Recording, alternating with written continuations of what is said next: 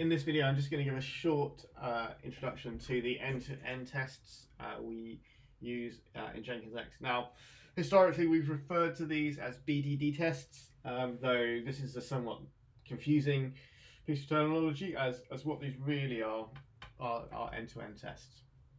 And we'll be probably making some updates to the repository naming and things to reflect that soon. I'll also say that as part of the recent work I've been doing in this area, I've realised that the makefile is sort of basically pathological, and we need to kind of restructure how we're doing the running of the tests. So I'm going to try and do this next week, but basically what we'll try and get to is just the ability to just use GoTest in order to execute the tests and move all the logic about setting up the tests and establishing all the defaults and so on into the before suite capabilities in the test suite rather than doing them in the makefile.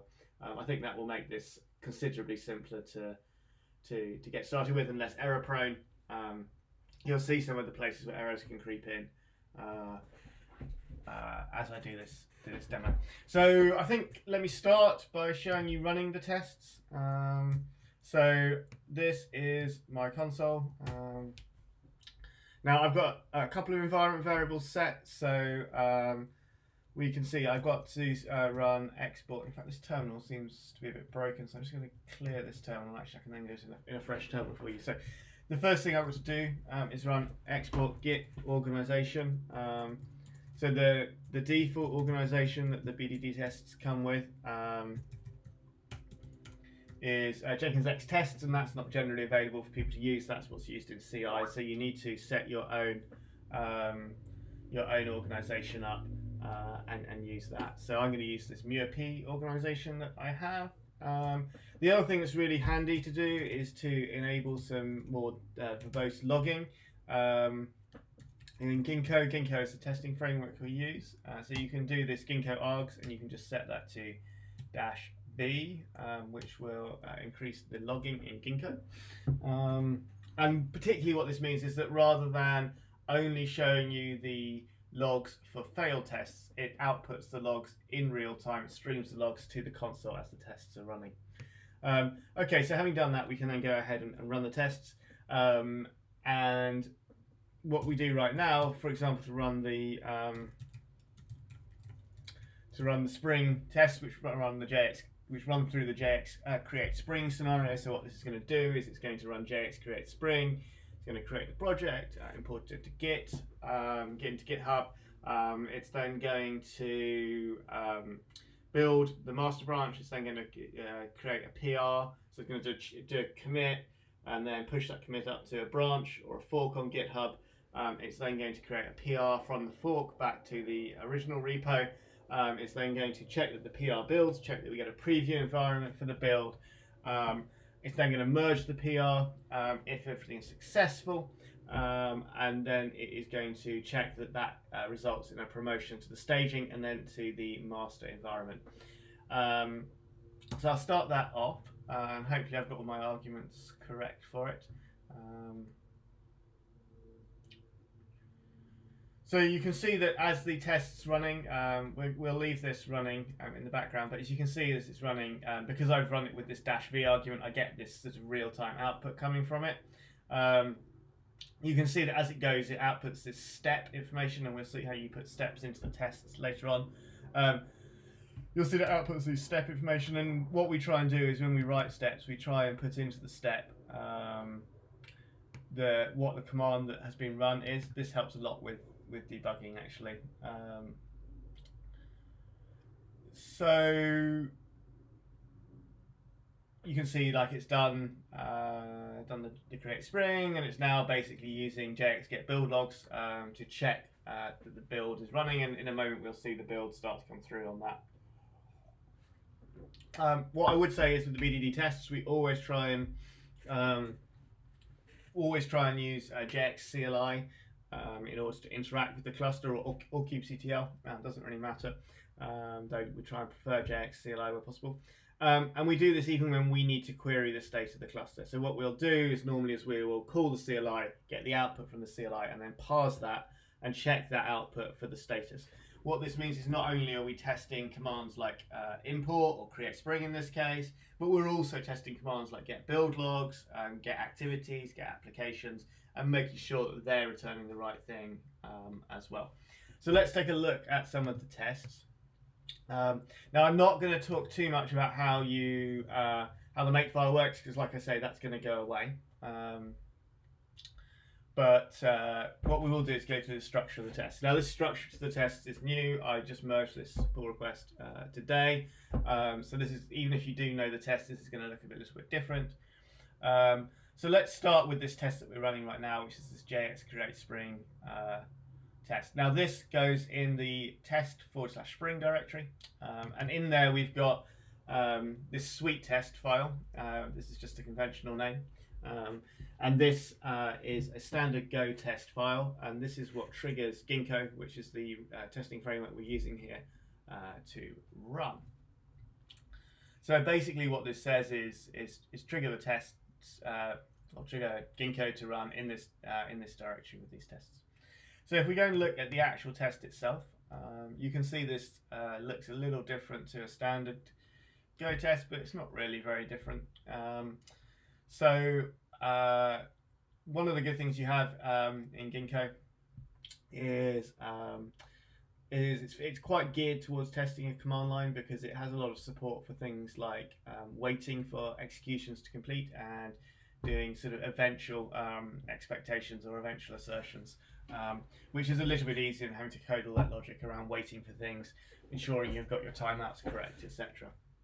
It's also got something that feels probably a bit more like JUnit in terms of its options for doing before suites and all of that. So again, we can kind of set stuff up that way.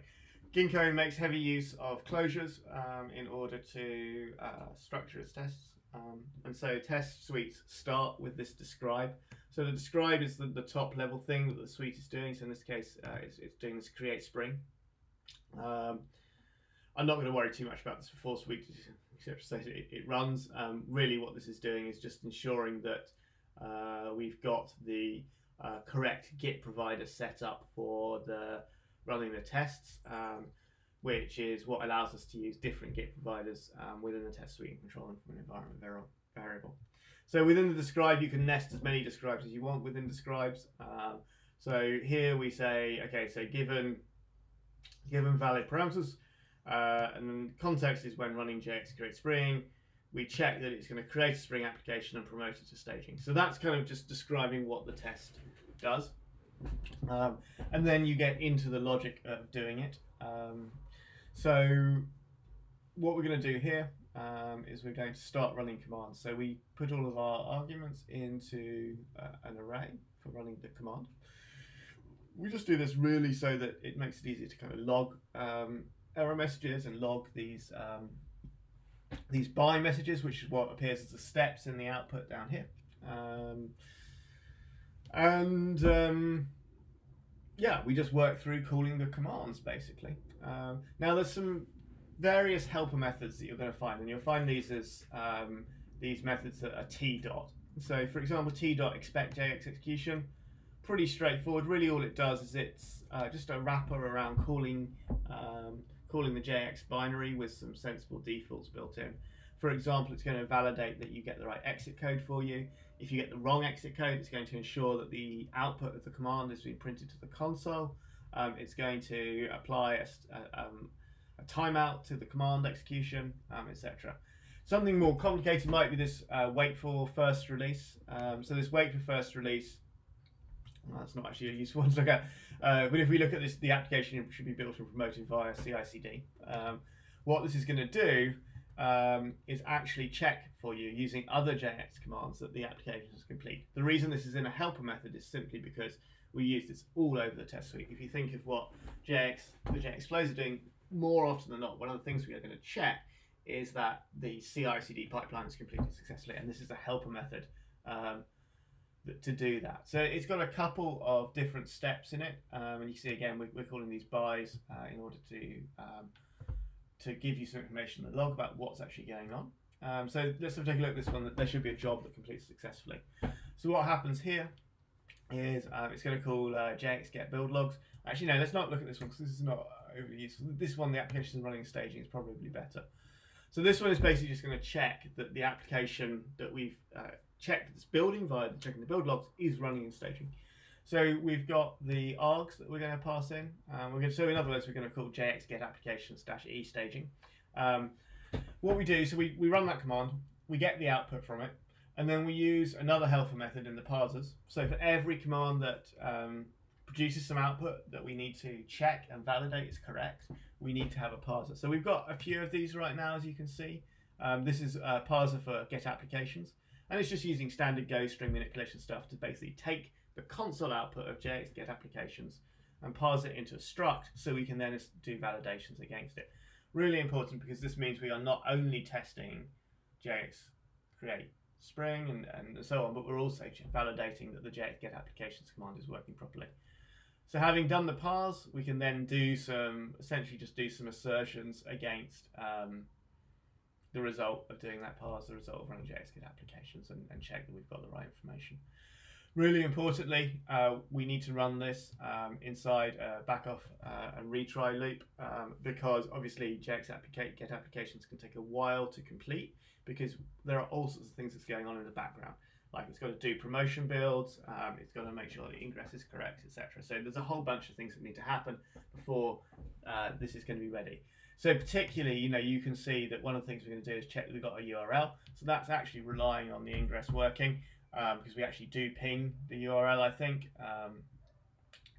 I think there's a thing, maybe it's not in this one, but I'm pretty sure in one of these at least we do check. Oh, down here, yeah, there you are. So another good one, right? That we actually check that the URL is there. So this is another good example of a really useful reason for using Ginkgo. You've got all this kind of well, actually, no, so this is just using retry, exponential backoff and retry. So again, using a loop in order to ensure that this happens. So we sit in that loop until it returns.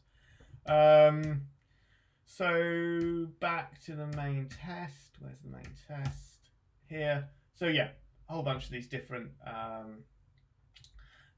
helper methods get called, and then finally there's a couple of different cleanup methods. So that's kind of like the basic structure of the BDD tests. Each scenario should go in its own folder. Each folder needs a suite test, and then it needs the actual, which is the Go test stuff, and then it needs the Ginkgo file as well. You can create some helpers if you need to. Here, there's very few helpers for this. Most of them don't have helpers. In the helpers directory, we've got the main set of helpers, which is the ones that I'm showing around the JX get applications, JX get activities, JX create pull requests, etc. So all the sort of helper commands that we're using. We've got a number of different areas of tests, so apps, ingress tests, platform upgrade tests, quick starts, Spring, a couple of steps, and then we've got the utilities, which are the parsers, the runner for the JX command, and then some other little helpers. So yeah, you can see that test now passed on my command line. So what this did here was this was running the test on my machine, but it was using my GKE cluster, which is a Tecton cluster, to execute. If you run the tests locally, it's always going to execute the tests against the cluster that is currently in context for you. So it's just going to run the tests against whatever that type of cluster is. So if you want to run the tests against Tecton, you need to make sure you've got a Tecton cluster that you're connected to. If you want to run against static Jenkins, you need to make sure you've got a static Jenkins cluster that you're connected to. It's not going to magically set up any of that for you when you run the tests locally like this. That does happen when the tests are run inside either the PRs or inside the version stream, and I'll talk about that in just a moment. I also wanted to show that you can debug the tests quite effectively. So there's a good picture here which shows how to do the debugging. It's not brilliant, but it's not bad. It's a reasonable reference point to start with. So this is really just a standard Go test command. In fact, I think I might redo this picture, so we won't look at this. We'll look at my settings, and I'll upload those in just a moment to the repo. So here's my test settings. So you can see that what we're going to do is we're going to specify the directory we want to run. So in this case, We're going to do the spring ones because that's the one we were working on. We're just going to use, the pattern doesn't really matter. We don't need that. That was wrong. What I was using before. You obviously need to set the Git organization just like I did before. And you do also probably want to set the ginkgo.v argument to make it, we don't need that, the ginkgo.v argument to make it output in real time. And that's really all you need. So just do OK there. And then I can run that. So let's have a look at that test and let's see a breakpoint in it. So I don't know, let's say I'm debugging the tests. I'm going to do it really early on so that we don't spend too long on this. But let me put a breakpoint in there and run this in debug mode, and then the debugger should pause when it gets to that point. And then I just really simply just like check that. So if you look at the console, you'll see that it's run that JX git server thing to do to get the right git server. But I could just I could do that. I'm pretty sure that git provider URL is used somewhere, right? So you can just go through and you're debugging right into it. So this obviously doesn't help you debug what the JX commands are doing, but it does help you debug how the tests are working. I'll stop that. We don't need to run that. Okay, so how are the repos set up? So when you run test BDD on the JX repo, when you're doing your PRs, there's one test that's run. It's this JX create spring test. This is probably our core test. This does do quite a lot. It runs JX create spring. It then runs. It then does all of this stuff around checking that the build completes successfully and that the application is running as staging. It then does a pull request test as well. So it will create a pull request, check that the preview environment works, and check that promotion works, and then it will do the cleanup. So it's doing quite a lot, but it's just testing that one scenario. When you run the versions repo, it actually runs a lot more of the tests. You can check what tests are run on the versions repo by going to the versions repo. And let me just zoom in slightly on this. There we are. And if you look in the JX package in the BDD scripts, you can look at the scripts that are used for each of the contexts. So let's take a look at Tecton. Tecton, you'll see that down here you can see the test is run. So we're going to run the install test. Oh, sorry, we're going to run the test verify pods.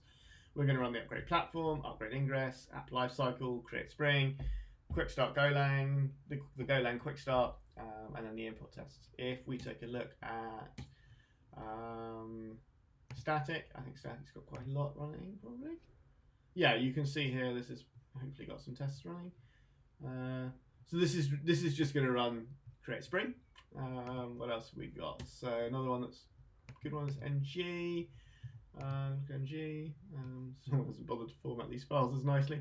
Again, just running create spring. So different version tests do run different tests, and they also, in this scenario, they'll actually set up a cluster for you, and they'll set up the right kind of cluster. Whereas in the BDD tests, it only currently runs against static Jenkins, and I think Andrew and Dave are trying to work on getting Tecton working there as well, or have it working there as well.